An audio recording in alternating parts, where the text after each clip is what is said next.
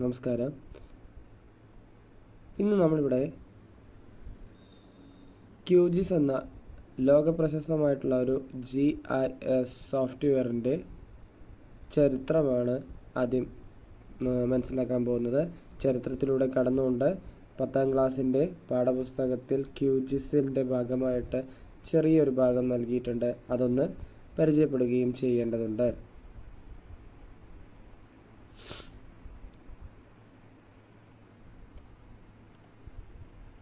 QGIS ഇന്നത്തെ നിലയിൽ ഒരു വലിയ ഓപ്പൺ സോഴ്സ് GIS സോഫ്റ്റ്വെയർ ആയിരിക്കുമ്പോഴും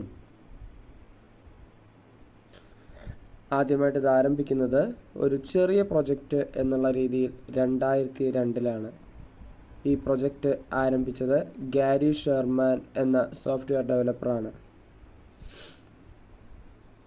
ആദ്യം ആരംഭിച്ച ഘട്ടത്തിൽ ഈ ഒരു സോഫ്റ്റ്വെയറിൻ്റെ പേര് ക്വാണ്ടം GIS എന്നായിരുന്നു.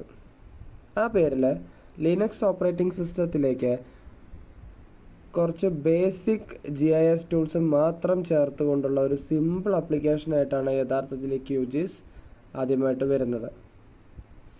എന്നാൽ പിന്നീട് അദ്ദേഹം ഈ ഒരു സോഫ്റ്റ്വെയറിനെ ഓപ്പൺ സോഴ്സായിട്ട് റിലീസ് ചെയ്തതോടുകൂടി ലോകത്തിൻ്റെ പല ഭാഗങ്ങളിൽ നിന്നുള്ള ഡെവലപ്പേഴ്സ് ഇതിൽ കോഡ് കോൺട്രിബ്യൂട്ട് ചെയ്യാൻ തുടങ്ങി. 10ാം ക്ലാസ്സിൻ്റെ തന്നെ ഒരു പാഠത്തിൽ എന്താണ് ഓപ്പൺ സോഴ്സ് സോഫ്റ്റ്വെയറുകൾ, സ്വതന്ത്ര സോഫ്റ്റ്വെയറുകൾ എന്നൊക്കെ നമ്മൾ പഠിക്കാൻ പോകുന്നുണ്ട്. അതിനെപ്പറ്റി ആ ഭാഗത്ത് നമുക്ക് പറയാം.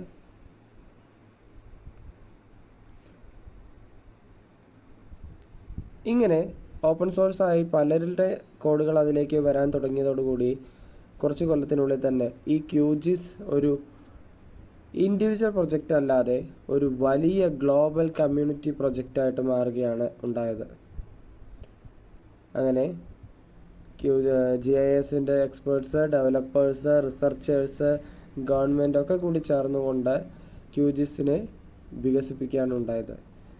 ഇങ്ങനെ 2009 ആദ്യമായിട്ട് QGIS തൻ്റെ മെയിനായി സ്റ്റേബിളായിട്ടുള്ള ആദ്യത്തെ വേർഷനിലേക്ക് വരികയാണ് ഉണ്ടാകുന്നത്. തുടർന്ന് വേർഷൻ 2 വരുന്നതോടുകൂടി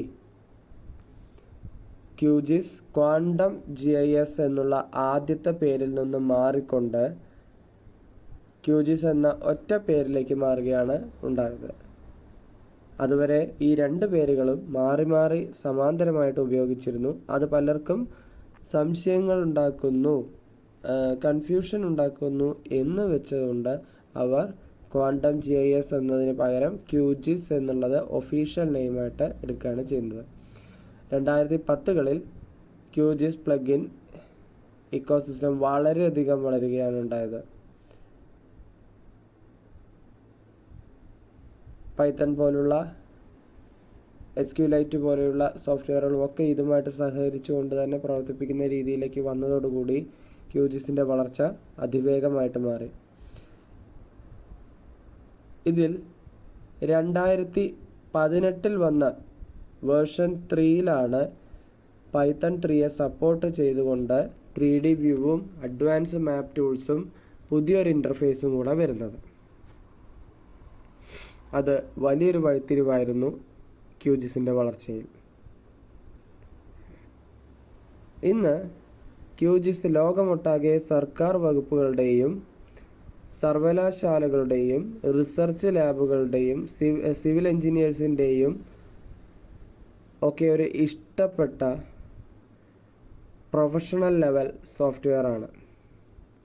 ഇതിൻ്റെ ഏറ്റവും പ്രധാന പ്രത്യേകത എന്ന് പറയുന്നത് ഇത് കംപ്ലീറ്റ്ലി ഫ്രീ ആണ്, ഓപ്പൺ സോഴ്സാണ്, ഒരു കമ്മ്യൂണിറ്റിയാണ് ഇത് കൺട്രോൾ ചെയ്യുന്നത് എന്നുള്ളത് തന്നെയാണ്. ഇങ്ങനെയുള്ള ഈ QGIS ഉപയോഗിച്ചുകൊണ്ടുള്ള 2 കാര്യങ്ങളാണ് നമ്മൾ 10ാം ക്ലാസ്സിൻ്റെ പാഠപുസ്തകത്തിൽ പരിചയപ്പെടുന്നത്. ഒരേ സമയം റാസ്റ്റർ, വെക്റ്റർ രീതിയിലുള്ള ഫയലുകൾ കൈകാര്യം ചെയ്യാം. മാപ്പുകളെ ലെയർ ബൈ ലെയർ ആയിട്ട് അടുക്കിക്കൊണ്ട് അവയ്ക്ക് വേണ്ട മാറ്റങ്ങൾ വരുത്താം. പുതിയ ഡാറ്റ അതിലേക്ക് കൊണ്ടുവരിക. ഒരു മാപ്പിൽ അടങ്ങിയിരിക്കുന്ന ഡാറ്റ നമ്മൾക്ക് കണ്ടുപിടിക്കാം തുടങ്ങിയിട്ടുള്ള ഒട്ടനവധി ഓപ്ഷൻസാണ് ക്യൂജിസിലുള്ളത്. അതിലേറ്റവും കുറച്ച് കാര്യങ്ങൾ മാത്രമാണ് 10ാം ക്ലാസ്സിൻ്റെ പാഠപുസ്തകത്തിൽ നമ്മളിപ്പോൾ പരിചയപ്പെടാൻ പോകുന്നത്. ഇനി നമുക്ക് ക്യൂജിസിൻ്റെ പാഠപ്രവർത്തനങ്ങൾ എന്തൊക്കെയാണെന്ന് നോക്കാം. ആദ്യമായിട്ട് നമുക്ക് ഇതിൻ്റെ ഇൻ്റർഫേസ് നോക്കാം. ഇവിടെ നമ്മൾ ഏറ്റവും അധികം ഉപയോഗിക്കുന്ന ഒരു സംഗതി ഈ ലെയേഴ്സ് എന്ന് പറയുന്നൊരു ഭാഗമാണ്. ഇനി ഇതിലേക്ക് നമ്മൾ ആദ്യമായിട്ട് കേരളത്തിൻ്റെ ഒരു ഭൂപടത്തെ കൊണ്ടുവരാനാണ് പോകുന്നത്. കാരണം നമുക്കറിയാം 2018 മുതൽ ഇങ്ങോട്ട് കേരളം പലപ്പോഴായിട്ട് പലതരത്തിലുള്ള പ്രകൃതി ദുരന്തങ്ങളെ നമ്മൾ നേരിട്ടുകൊണ്ടിരിക്കുകയാണ്.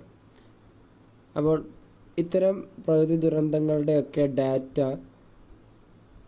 ഒരുമിച്ച് അനലൈസ് ചെയ്ത് നോക്കുമ്പോൾ നമുക്ക് തുടർച്ചയായിട്ട് പ്രശ്നബാധിതമായിട്ടുള്ള പ്രദേശങ്ങൾ ഏതൊക്കെയാണെന്ന് തിരിച്ചറിയാൻ പറ്റും. അത് എത്രത്തോളം രൂക്ഷമാണെന്ന് തിരിച്ചറിയാൻ പറ്റും. എക്സാക്റ്റ് ആ ഒരു സ്ഥലത്തിൻ്റെ ലൊക്കേഷൻ വരെ നമുക്ക് അക്ഷാംശ രേഖാംശങ്ങൾ അഥവാ ലോഞ്ചിറ്റ്യൂഡും ലാറ്റിറ്റ്യൂഡും വെച്ചുകൊണ്ട് തന്നെ കൃത്യമായി കിട്ടുന്ന രീതിയിലാണ് ആ വിവരങ്ങൾ ഉണ്ടാവുക. ഒപ്പം ആ പ്രശ്നവുമായി ബന്ധപ്പെട്ട അല്ലെങ്കിൽ ആ ദുരന്തവുമായി ബന്ധപ്പെട്ടിട്ടുള്ള ചിത്രങ്ങളോ വീഡിയോകളോ അവൈലബിൾ ആണെങ്കിൽ അതുകൂടി ഹൈപ്പർ ലിങ്ക് ചെയ്തുകൊണ്ടുള്ള വിവരങ്ങൾ നമുക്ക് ഒരു ലെയർ ആയിക്കൊണ്ട് ഈ കേരള ഭൂപടത്തിലേക്ക് കൊണ്ടുവരിക എന്നുള്ളതാണ് നമ്മുടെ ആദ്യത്തെ പ്രവർത്തനം. അതിനുവേണ്ടി ആദ്യമായി നമ്മൾ ക്ലിക്ക് ചെയ്യേണ്ടത് പ്രൊജക്റ്റ് മെനുവാണ്. പ്രൊജക്റ്റ് മെനുവിൽ ക്ലിക്ക് ചെയ്തുകൊണ്ട് ഓപ്പൺ ക്ലിക്ക് ചെയ്യുക. ഓപ്പൺ ക്ലിക്ക് ചെയ്ത് കഴിഞ്ഞാൽ Kerala.qgz എന്ന് പറയുന്ന ഒരു ഫയൽ ഉണ്ടാവും. സാധാരണഗതിയിൽ അത് റിസോഴ്സിൻ്റെ അകത്താണ് ഉണ്ടാവുക. അതിലൊന്ന് സെലക്ട് ചെയ്തുകൊണ്ട് ഓപ്പൺ ക്ലിക്ക് ചെയ്യുക. ഇപ്പോൾ ഇവിടെ നമുക്കൊരു ഭൂപടം വന്നിട്ടുണ്ട്. നിങ്ങൾ നോക്കിക്കഴിഞ്ഞാൽ അറിയാം, ലെയേഴ്സിൻ്റെ അവിടെയായിട്ട് പുതിയൊരു ലെയറും ക്രിയേറ്റഡ് ആയതായിട്ട് നമുക്ക് കാണാൻ കഴിയും. ഇനി നമുക്ക് എന്താണ് ചെയ്യാനുള്ളത്? ഇവിടെ നമുക്ക് ഈ ഒരു കേരളത്തിൻ്റെ ഭൂപടത്തിലേക്ക് അവിടെ നടന്നിട്ടുള്ള പലതരത്തിലുള്ള പ്രകൃതി ദുരന്തങ്ങൾ, പ്രധാനമായിട്ടും നമ്മളിവിടെ പരിശോധിക്കുന്നത് ലാൻഡ് സ്ലൈഡുകളാണ്. അങ്ങനെ മണ്ണിടിച്ചിൽ വന്നിട്ടുള്ളതിൻ്റെ വ്യാപകമായ നഷ്ടങ്ങൾ ഉണ്ടായിട്ടുള്ളവയുടെ ഒരു ഡാറ്റ നമ്മൾ തയ്യാറാക്കി വെച്ചിട്ടുണ്ട്. ആ ഒരു ഫയലിനെ ഒരു ലെയർ ആക്കിക്കൊണ്ട് തന്നെ ഇതിലേക്ക് കൊണ്ടുവരിക എന്നതാണ് അടുത്ത പ്രവർത്തനം. അതിനു വേണ്ടിയിട്ട് ലെയർ ബട്ടണിൽ ക്ലിക്ക് ചെയ്യുക. ലെയർ മെനുവിൽ ക്ലിക്ക് ചെയ്ത് കഴിഞ്ഞാൽ ഇവിടെ നമ്മൾ ശ്രദ്ധിക്കേണ്ടത് ആഡ് ലെയർ എന്നുള്ള ഓപ്ഷനിലേക്ക് കടക്കുക. ഇവിടെ ഒരുപാട് ഓപ്ഷൻസ് നമുക്ക് കാണാൻ കഴിയും. നമുക്കിപ്പോൾ ചെയ്യാനുള്ളത് ഒരു ഡാറ്റ ആഡ് ചെയ്യാണ് എന്നുള്ളത് കൊണ്ട് തന്നെ ആഡ് ഡിലിമിറ്റഡ് ടെക്സ്റ്റ് ലെയർ എന്നുള്ള ഓപ്ഷൻ, അതല്ലെങ്കിൽ Ctrl+Shift+T എന്നുള്ള ഷോർട്ട് കട്ട് കീ ഉപയോഗിച്ചുകൊണ്ട് ഇതിലേക്ക് പ്രവേശിക്കുക. ഷോർട്ട് കട്ട് കീ ഒക്കെ പ്രത്യേകം ശ്രദ്ധിക്കുക. കാരണം തിയറി പരീക്ഷ വരുന്ന സമയത്ത് പലപ്പോഴായിട്ട് ഇത്തരത്തിലുള്ള ഷോർട്ട് കട്ട് കീകൾ ഏതൊക്കെ എന്ന് ചോദിച്ച് ഇപ്പോൾ വരുന്നുണ്ട്, അല്ലെങ്കിൽ അതിന് സാധ്യതയുണ്ട്. അപ്പോൾ അതുകൊണ്ട് തന്നെ Ctrl+Shift+T അഥവാ ആഡ് ഡിലിമിറ്റഡ് ടെക്സ്റ്റ് ലെയർ എന്നുള്ള ഓപ്ഷനിൽ ഒന്ന് ക്ലിക്ക് ചെയ്യുക. ഇപ്പോൾ ഒരു ഡയലോഗ് ബോക്സ് അവിടെ ഓപ്പൺ ആയിട്ട് വരുന്നുണ്ട്. ഡാറ്റ സോഴ്സ് മാനേജർ ഡിലിമിറ്റഡ് ടെക്സ്റ്റ് എന്നുള്ള പേരിലാണ് അത് വന്നിരിക്കുന്നത്. ആദ്യം തന്നെ നമ്മൾ ചെയ്യേണ്ടത് ഇതിലേക്ക് ആവശ്യമായിട്ടുള്ള ഫയൽ ഒന്ന് സെലക്ട് ചെയ്ത് കൊടുക്കുക എന്നുള്ളതാണ്. അപ്പോൾ വലതുവശത്തായിട്ടുള്ള ഈ 3 കുത്ത് അഥവാ ബ്രൗസ് ബട്ടണിൽ ഒന്ന് ക്ലിക്ക് ചെയ്തുകൊണ്ട് കേരള ലാൻഡ്സ്ലൈഡ് കാറ്റലോഗ് .csv എന്നുള്ള ഫയൽ സെലക്ട് ചെയ്യുക. ഇതും സ്കൂൾ റിസോഴ്സിൽ ക്ലാസ് 10ൽ നിങ്ങൾക്ക് അവൈലബിൾ ആണ്. ഓപ്പൺ ചെയ്യുക. ഇത് ഓപ്പൺ ചെയ്ത് കഴിഞ്ഞാൽ നമ്മൾ 2-3 കാര്യങ്ങൾ പ്രധാനമായിട്ട് ശ്രദ്ധിക്കാനുണ്ട്. അതിലൊന്ന് എന്ന് പറയുന്നത്, നമുക്ക് വേണമെങ്കിൽ ലെയർ നെയിമൊക്കെ മാറ്റാം. കേരള ലാൻഡ്സ്ലൈഡ് എന്ന് മാത്രം വേണമെങ്കിൽ അങ്ങനെ ചെയ്യാം, അല്ലെങ്കിൽ മൊത്തത്തിൽ അതുപോലെ തന്നെ കിടന്നാൽ മതിയെങ്കിൽ ഓക്കെ എന്ന് നമ്മൾ വിചാരിക്കുക. രണ്ടാമത്തെ കാര്യം നോക്കേണ്ടത് ഫയൽ ഫോർമാറ്റ് എല്ലായ്പ്പോഴും സെപ്പറേറ്റഡ് വാല്യൂസ് അഥവാ CSV ഫയൽ ആയിരിക്കണം എന്നുള്ളത് ശ്രദ്ധിക്കുക. മാറി സെലക്ഷൻ കിടന്നിട്ടുണ്ടെങ്കിൽ അത് തിരിച്ച് CSVയിലേക്ക് തന്നെ കൊണ്ടുവരാൻ ശ്രദ്ധിക്കേണ്ടതാണ്. ഇനി അടുത്ത ശ്രദ്ധ നമ്മൾ കൊടുക്കേണ്ട കാര്യം എന്ന് പറയുന്നത് നമ്മുടെ താഴെയുള്ള ജിയോമെട്രി ഡെഫിനിഷനിലേക്ക് വരുമ്പോൾ പോയിന്റ് കോർഡിനേറ്റ്സ് അതിൽ എക്സ് ഫീൽഡ് ലോഞ്ചിറ്റ്യൂഡും വൈ ഫീൽഡ് ലാറ്റിറ്റ്യൂഡും തന്നെയാണ് എന്ന് ഉറപ്പുവരുത്തുക. ഇത്രയും ഉറപ്പ് വരുത്തി കഴിഞ്ഞാൽ നമുക്ക് ആഡ് ബട്ടൺ ക്ലിക്ക് ചെയ്യുക. ആഡ് ബട്ടൺ ക്ലിക്ക് ചെയ്ത് കഴിഞ്ഞാൽ ഇത് ഓൾറെഡി അവിടെ ഒരു ലെയർ ഇവിടെ വന്നിരിക്കുന്നത് നിങ്ങൾക്ക് കാണാൻ കഴിയും. ഞാനപ്പോൾ ഇതൊന്ന് ക്ലോസ് ചെയ്യുകയാണ്. ഇപ്പോൾ ഇവിടെ നോക്കിയാൽ കഴിഞ്ഞാൽ അറിയാം, ഇതാ 2 ലെയേഴ്സാണ് ഇവിടെ വന്നിട്ടുള്ളത്. അതിൽ പുതിയതായിട്ട് കേരള ലാൻഡ്സ്ലൈഡ് കാറ്റലോഗ് .csv എന്ന് പറയുന്ന ഒരു ഫയൽ കൂടി അവിടെ വന്നിട്ടുണ്ട്. ഞാനൊന്നത് ഈ ടിക്ക് അൺടിക്ക് ചെയ്തുകൊണ്ട് അതിനൊന്ന് ഹൈഡ് ചെയ്ത് കാണിച്ചു തരാം. ഇതുണ്ടോ, അപ്പോൾ ലെയർ കാണുന്നില്ല. വീണ്ടും ഒന്നും കൂടി ക്ലിക്ക് ചെയ്യുമ്പോൾ അത് വരുന്നു. ഇനിയിപ്പോൾ ഇത് താഴെയാണ് ഇങ്ങനെയാണ് വന്നതെങ്കിൽ നമുക്കത് കാണാൻ കഴിയില്ല. അപ്പോൾ നമ്മൾ എന്ത് ചെയ്യണം, ജസ്റ്റ് ഒന്ന് ഡ്രാഗ് ചെയ്ത് അതൊന്ന് മുകളിലേക്ക് ആക്കിയിട്ട് കൊടുക്കുക എന്നുള്ളതാണ്. അപ്പോൾ ഏറ്റവും താഴെ വരുന്നത് കേരള മാപ്പും മുകളിലായിട്ട് ലാൻഡ് സ്ലൈഡിൻ്റെ കാറ്റലോഗുമാണ് വരുന്നത്. പക്ഷേ ഇവിടെ നമുക്ക് സൂം ഇൻ സൂം ഔട്ടൊക്കെ ചെയ്ത് നോക്കിയാലും കുറേ ഡോട്ടുകൾ മാത്രമേ വരുന്നുള്ളൂ. എന്താണ് അതിൻ്റെ കൂടുതൽ വിവരങ്ങൾ എന്നൊന്നും നമുക്ക് ഇവിടെ കാണാൻ കഴിയുന്നില്ല. അപ്പോൾ അതുകൊണ്ട് തന്നെ നമ്മൾ ആദ്യം ചെയ്യാൻ പോകുന്നത് ഈ ഓരോ ഡോട്ടിൻ്റെയും അടങ്ങിയിരിക്കുന്ന വിവരങ്ങൾ തിരിച്ചറിയുക എന്നുള്ളതാണ്. അതിനുവേണ്ടി നമ്മൾ ഉപയോഗിക്കുന്ന ടൂൾ എന്ന് പറയുന്നത് ഐഡൻറ്റിഫൈ ഫീച്ചേഴ്സ് അഥവാ Ctrl+Shift+I എന്നുള്ള ആ ഒരു ബട്ടനാണ് നമുക്ക് ഉപയോഗിക്കാനുള്ളത്. ഞാനതൊന്ന് ക്ലിക്ക് ചെയ്യുകയാണ്. ക്ലിക്ക് ചെയ്യുമ്പോൾ തന്നെ നമുക്കിവിടെ ഐഡൻറ്റിഫൈ റിസൾട്ടിൻ്റെ ഒരു വിൻഡോ വന്നിരിക്കുന്നത് കാണാൻ കഴിയും. ഇപ്പോൾ പക്ഷേ ഞാൻ ഒന്നും തന്നെ സെലക്ട് ചെയ്യാത്തത് കൊണ്ട് അവിടെ ബ്ലാങ്ക് ആയിട്ടാണ് കിടക്കുന്നത്. ഇനി ഞാനിത് ആദ്യത്തെ ഒരു പോയിന്റിലൊന്ന് ക്ലിക്ക് ചെയ്ത് കൊടുക്കുകയാണ്. മൊത്തത്തിൽ സെലക്ട് ചെയ്ത് വേണമെങ്കിൽ നമുക്ക് അങ്ങനെ ചെയ്യാം. അതല്ലെങ്കിൽ എന്ത് ചെയ്യാം, ഏതെങ്കിലും ഒരു പോയിന്റിൽ മാത്രമായിട്ട് നമുക്ക് ക്ലിക്ക് ചെയ്ത് എടുക്കാം. മൊത്തത്തിൽ സെലക്ട് ചെയ്യുമ്പോൾ എന്താ ഉണ്ടാകുന്ന, വയനാടിൽ എത്ര പ്രശ്നങ്ങൾ ഉണ്ടായിട്ടുണ്ട് എന്നൊക്കെയുള്ള രീതിയിലുള്ള മുഴുവനായിട്ടുള്ള ഡീറ്റെയിൽസാണ് നമുക്ക് അവിടെ കിട്ടുന്നത്. 14 ഇടത്താണ് കണ്ണൂരിൽ 14 ഇടത്ത്, വയനാടിൽ 2 ഇടത്ത്, കോഴിക്കോടിൽ 3 ഇടത്ത് ലാൻഡ് സ്ലൈഡുകളൊക്കെ നമുക്ക് റിപ്പോർട്ട് ചെയ്തിട്ടുണ്ട് എന്നുള്ളതാണ് മനസ്സിലാക്കാൻ കഴിയുന്നത്.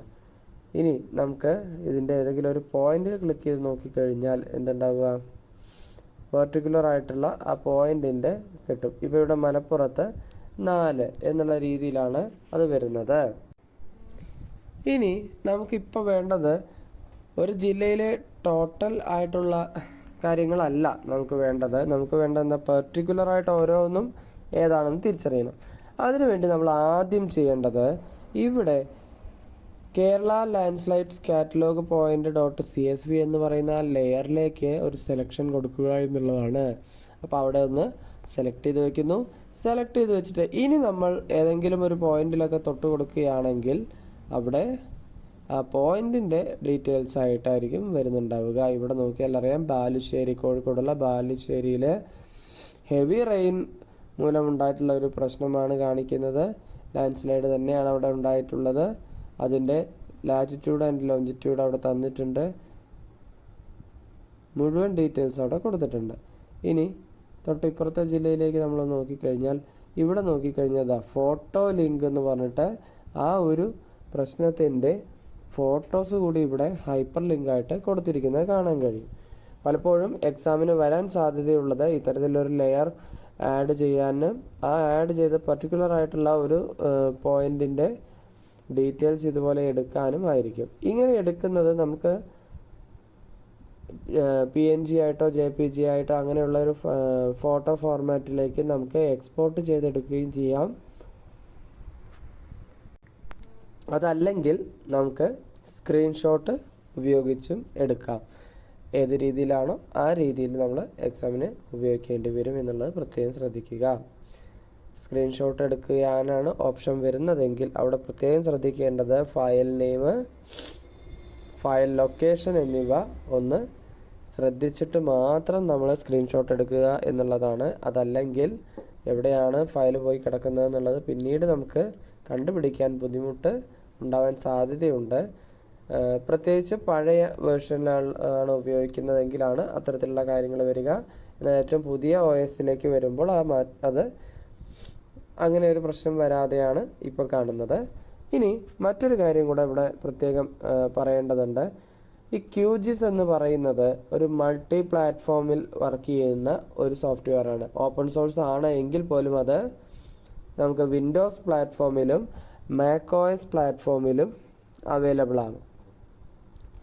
അഥവാ ഇത് കാണുന്ന പ്രേക്ഷകർ ആരെങ്കിലും ഉബുണ്ടുവിന് പകരം വിൻഡോസിലോ മാക്കിലോ ആണ് ചെയ്ത് നോക്കുന്നത് എന്നുണ്ടെങ്കിൽ, ഈ ഫയല് അവൈലബിൾ ആവുന്നില്ല എന്നുണ്ടെങ്കിൽ കമൻറ്റ് ബോക്സിലൊന്ന് ആവശ്യപ്പെട്ട് കഴിഞ്ഞാൽ ഈ ഫയല് അവിടെ അപ്ലോഡ് ചെയ്യാവുന്നതാണ്, ചെയ്തു തരുന്നതാണ്.